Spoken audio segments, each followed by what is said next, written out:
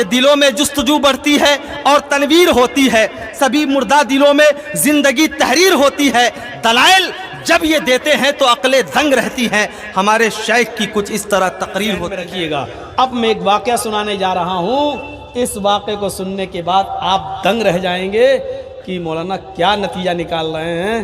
یہ واقعہ ہم مولویوں پر بھی فٹ بیٹھتا ہے، یعنی ہم لوگ بھی مجرم ہیں اس واقعے کی روشنی میں۔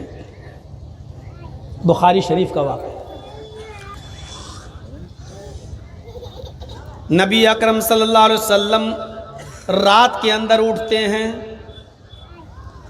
کروٹیں بدل رہے ہیں، بستر پر آپ کو رات کی تاریکی میں نیند نہیں آ رہی ہے۔ آپ نے اپنی بیوی اماں عائشہ سے کچھ نہیں کہا، آپ نے اپنی بیوی عائشہ سے کچھ نہیں کہا، آپ نے دروازہ کھولا اور سیدھے گھر سے باہر نکل گئے۔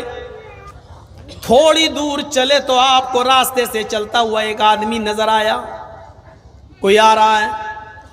آپ اس کے قریب پہنچے، یہ سوچ کر اس کی طرف آگے بڑھ گئے اگر جان پہچان والا ہوا تو اس سے کچھ مانگ لیں گے، کیونکہ بھوک کی وجہ سے نیند نہیں آئی، کروٹیں بدلتا رہا اور گھر میں کھانے کو آج میرے کچھ نہیں رہا۔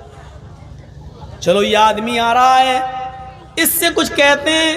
رات کے اندھیرے میں اس آدمی کو پہچان نہیں پائے، جب اللہ کے نبی اس کے قریب پہنچتے ہیں تو کیا دیکھتے ہیں کہ یہ آدمی کوئی اور نہیں ہے، یہ حضرت ابو بکر صدیق رضی اللہ تعالیٰ عنہ ہیں، جو رات کی تاریکی میں باہر نکلے ہیں۔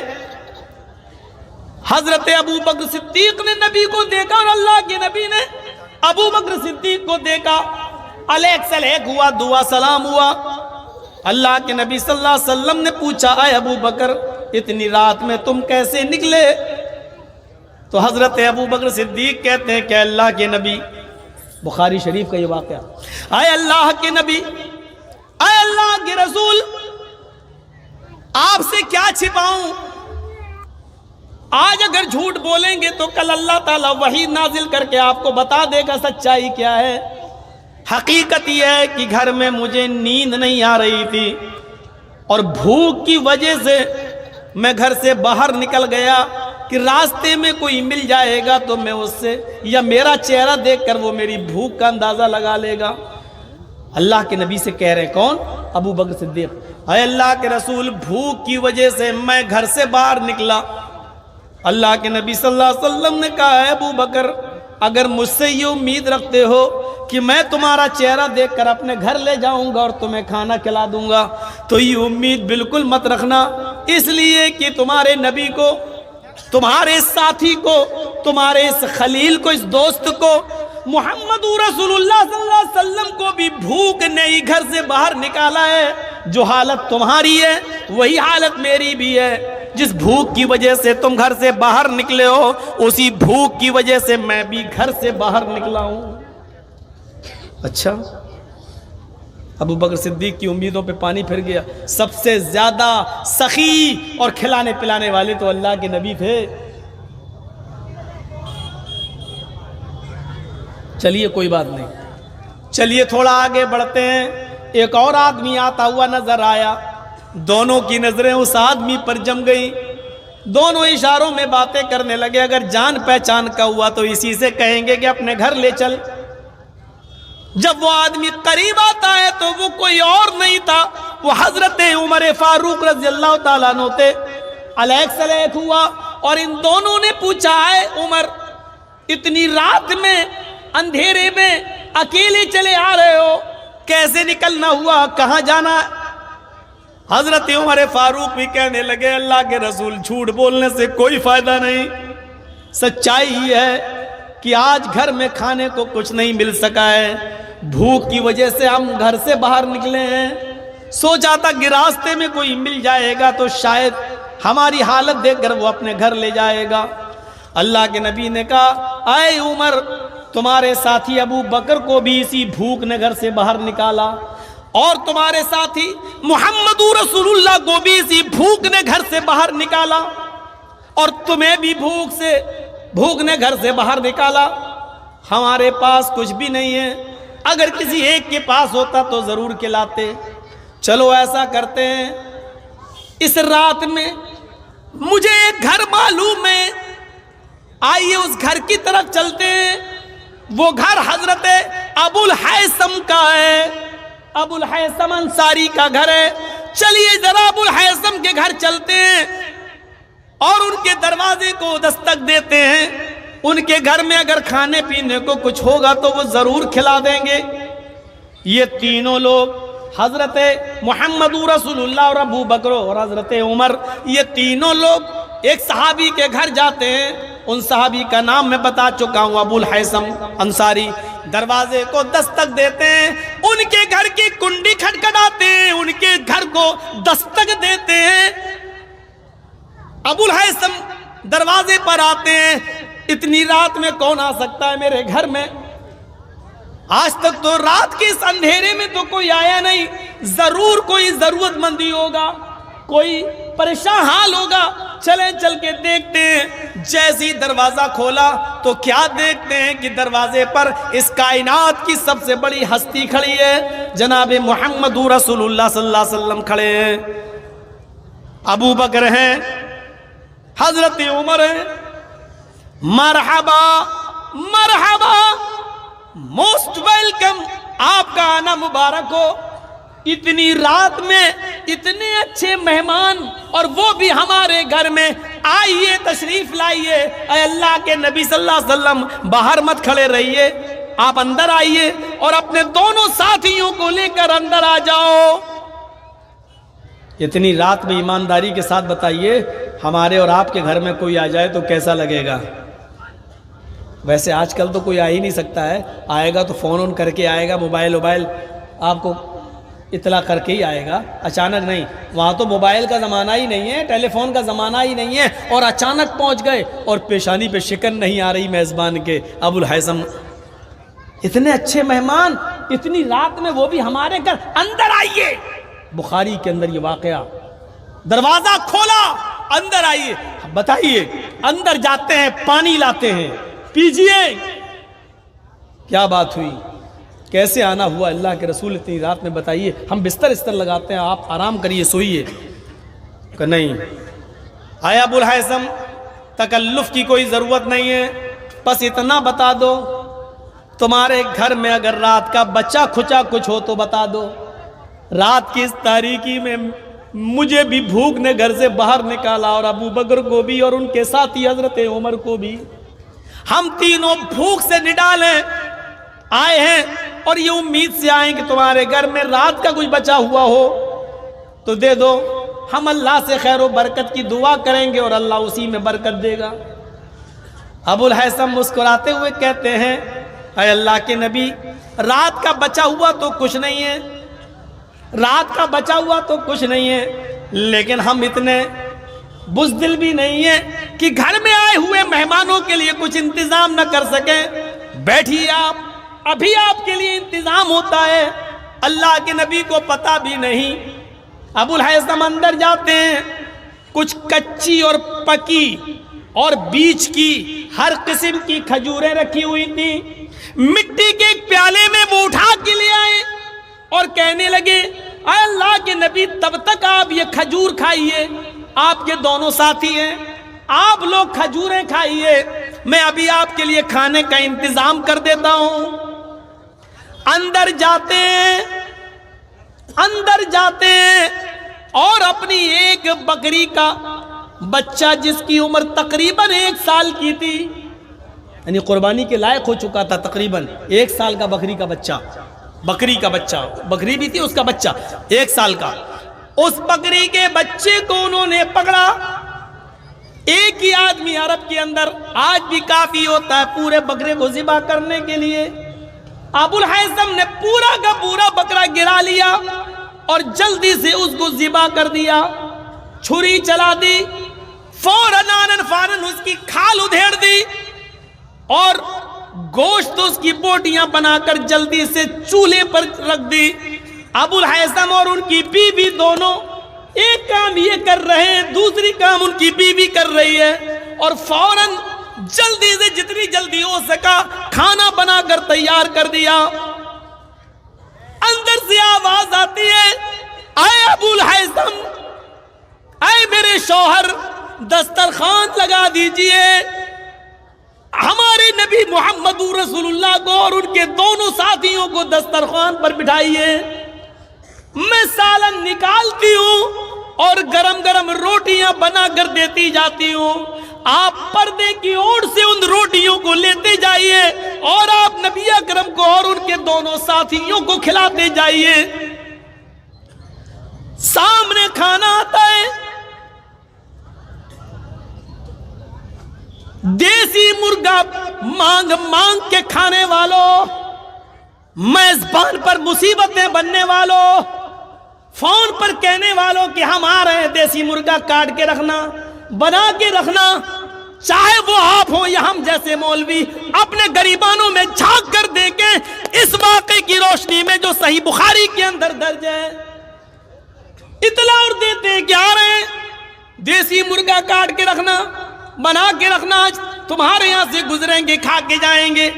مانگ مانگ کے بھی مہمانی ہوتی ہے، کہیں تمہارے باپ کا وہ نوکر ہے جو تمہارا حکم مانے گا، اس کی نہ مجبوری دیکھو نہ کچھ دیکھو نہ پریشانی دیکھو، یہاں بکرا موجود، کاٹ دیا، ذبح کر دیا، کھانا بن کے سامنے آ گیا، جیسے ہی گوشت اور روٹیاں سامنے آئیں، بھنا ہوا گوشت سامنے آیا، امام کائنات کی آنکھوں میں آنسو آ گئے، محمد رسول اللہ صلی اللہ علیہ وسلم کی آنکھوں میں آنسو آ گئے، رونے لگے۔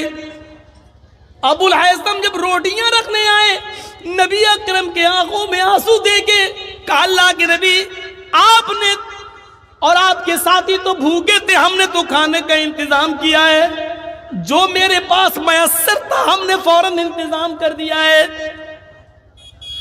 اللہ کے نبی صلی اللہ علیہ وسلم کی زبان سے جو جملے نکلے وہ بخاری میں دیکھ لیجئے، آئے ابو الحیثم، اللہ کی قسم، واللہ واللہ، اے ابو الحیثم واللہ، لَتُسْأَلُنَّ عَنْ هَذَا النَّعِيمِ يَوْمَ الْقِيَامَةِ، جو نعمتیں تم نے پکا کر ہمارے سامنے رکھ دی ہیں، اللہ کی قسم قیامت کے دن ان نعمتوں کے بارے میں تم سے پوچھا جائے گا، اللہ کی قسم کل قیامت کے دن ان نعمتوں کے بارے میں تم سے سوال کیا جائے گا۔ جو کام چند کھجوروں میں ہو گیا تھا، پھر تم نے مزید اپنا بکرا ذبح کیوں کر دیا، اور جو کام آدھا اور 1 کلو گوشت بھی ہو سکتا تھا اس کے لیے تم نے پورا کا پورا بکرا ذبح کیوں کر دیا۔ لَتُسْأَلُنَّ عَنْ هَذَا النَّعِيمِ يَوْمَ الْقِيَامَةِ، اے ابو الحیثم کل قیامت کے دن تم سے ان نعمتوں کے بارے میں پوچھا جائے گا، سوال کیا جائے گا۔ صرف 100 باراتیوں کی جگہ 500 لے جانا صرف یہی فضول خرچی نہیں ہے، شادیوں میں پٹاخے اور بندوق کی گولیاں چلا لینا ہی فضول خرچی نہیں ہے، طرح طرح کے آئٹم بنا کر آدھا کھلایا جائے اور آدھا پھینک دیا جائے، یہی فضول خرچی نہیں ہے، بیڑی اور سگریٹ کھا کر اور تھوک دیا جائے پان کھا کر، صرف یہی فضول خرچی نہیں ہے، فضول خرچی میں یہ چیز بھی شامل ہے۔ سنو، اس نے مہمان نوازی کی تھی، جناب محمد رسول اللہ کی حیثیت کے مطابق مہمان نوازی کی تھی، لیکن نبی اکرم نے ان کو بھی یہ کہہ دیا، یہی وہ نعمتیں جو تم نے میرے سامنے پیش کی، اے ابو الحیثم کل قیامت کے دن تم سے ان نعمتوں کے بارے میں سوال کیا جائے گا۔ کیسے لگ رہے ہیں اس واقعے کی روشنی میں ہم اور آپ؟ اب آپ کے ذہن میں سوال ہوگا، کیا کسی کو اچھا سے اچھا کھلانا بھی برا ہے؟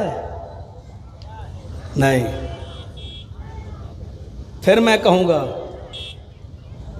کہ اگر آپ کے گھر میں مہمان آیا ہوا ہے اور آپ جانتے ہیں 2 مہمان ہے، مزید آدھا کلو گوشت میں کام چل جائے گا، تو پھر آپ آدھا کلو بکرا لائیں، آدھا کلو مچھلی لائیں، آدھا کلو پنیر لائیں، آدھا کلو دیسی لائیں، آدھا کلو، آپ اپنی بڑائی دکھا، دیکھو میں نے اتنے آئٹم آپ کے لیے بنا کے رکھ دیے، یہ فضول خرچی ہے جو جائز نہیں ہے، جو اس پر سوال ہوگا، حساب و کتاب ہوگا۔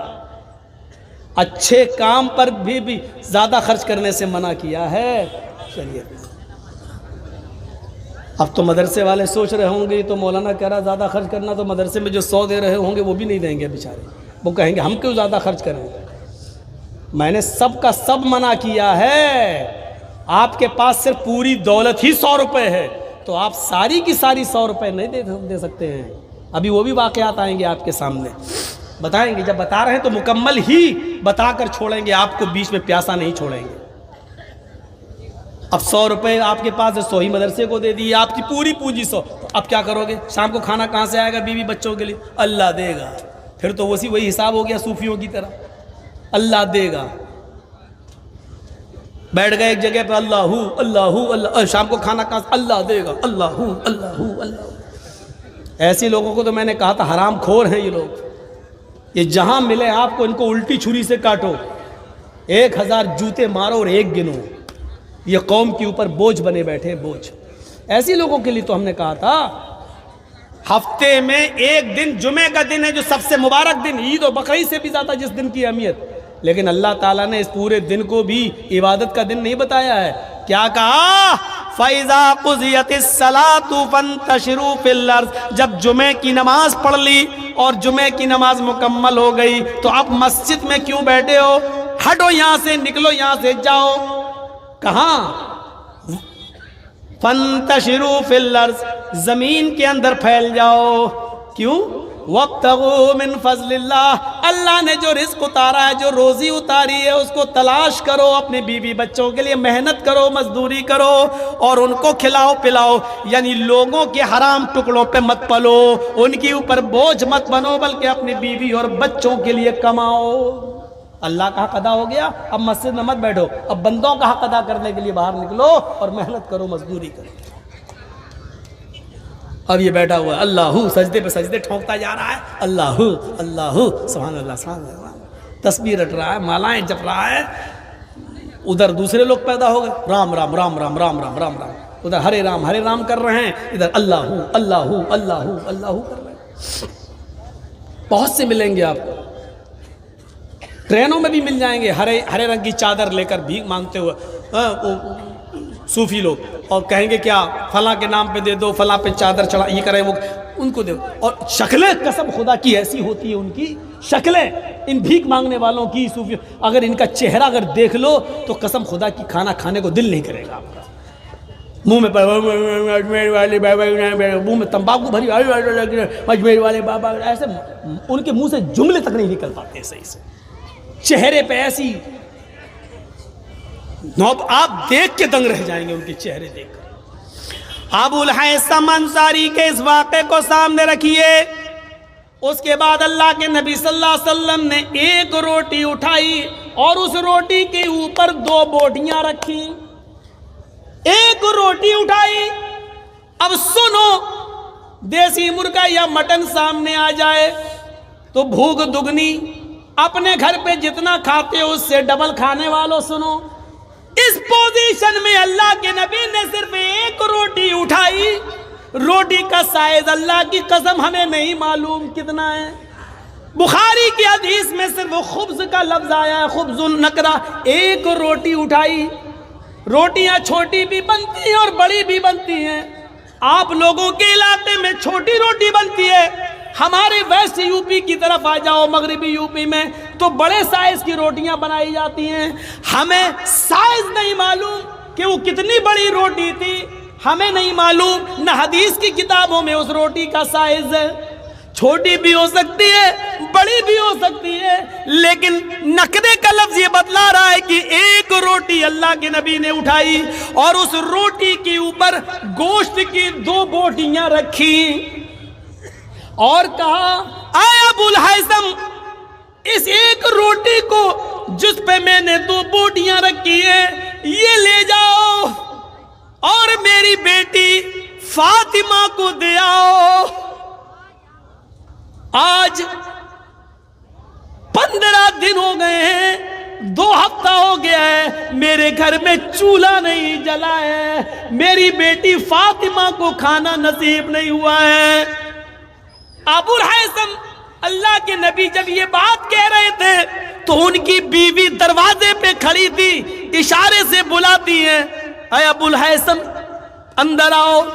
انہوں نے ایک برتن تیار کر دیا اور اس برتن کے اندر گوشت بھر دیا اور کئی روٹیاں اس برتن میں رکھ دی، دوسرے برتن میں ایک ٹفن تیار کر دیا اور کہا ایک روٹی اور 2 بیٹی بے فاطمہ کا کیا ہوگا؟